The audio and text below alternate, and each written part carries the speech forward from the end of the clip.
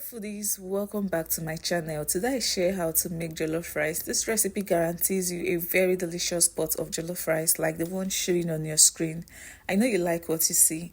Please stay with me as I share how to make jollof rice in very simple steps. I hope you enjoy watching. My name is Oge and you're welcome to my kitchen. Let's get started. I brought a pot of water to a rolling boil, and to this I'll go in with my washed rice. I have about 4 cups of rice here and I washed it multiple times until the water ran clear. I'll cover the pot and let the rice parboil for about 5 minutes. This is 5 minutes later and this is what it's looking like. I'll drain out the water from the rice, rewash it and set it aside.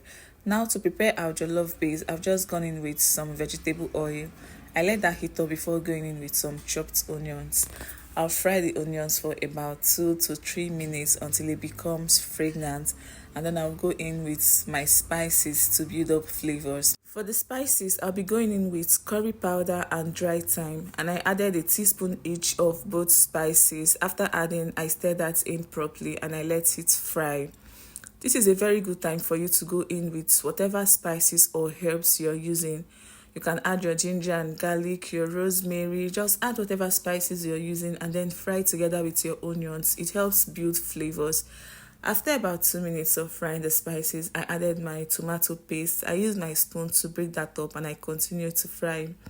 Let me know in the comments section, do you prefer to fry your tomato paste before adding your tomato puree, or you prefer to fry your tomato puree and add your tomato paste later on?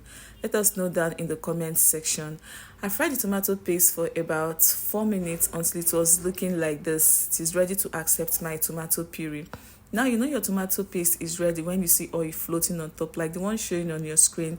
You notice that the tomatoes will separate and then the oil will start floating on top of it. So this is the perfect time for you to go in with the next ingredients, which in this case is my tomato mix. My tomato mix is a combination of fresh tomatoes, tatashi, local variant or red bell pepper.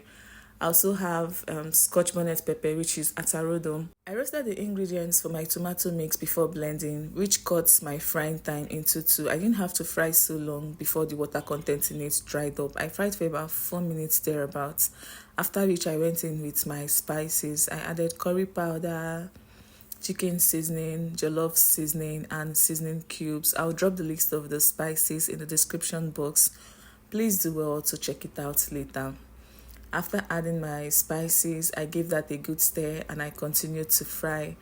After about 4 minutes, I went in with my parboiled rice. Once added, I used my spoon to mix everything properly.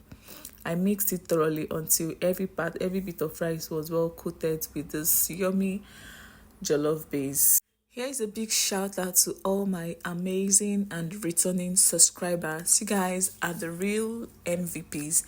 Thank you so much for always coming back to my channel to watch me. Thank you for liking my videos, for sharing, for leaving me comments. You guys are truly the best and I'm so grateful to have you here. Please take a moment and give the video a thumbs up if you haven't done that already. Thank you. After mixing thoroughly, I went in with my chicken stock and some water, enough to cook the rice until it's properly cooked. I didn't sieve my chicken stock and this is totally optional. You can sieve yours if that is how you like it. I've noticed that a lot of people sieve their meat and chicken stock. Share with us if you sieve your chicken and meat stock in the comments section, and also let us know why you do that. After adding my stock and water, I stirred properly, tasted off camera and realized that the rice could use some salt. I added some salt, covered the pot and I continued to cook. To my new subscribers, if you are coming across this channel for the first time today, thank you so much for clicking on this video. It means a lot to me. You're already here. Please, if you're not subscribed already, take a moment, hit on the subscribe button, turn on post notifications to be notified of new videos. I promise you're going to love it here, and subscription is absolutely free.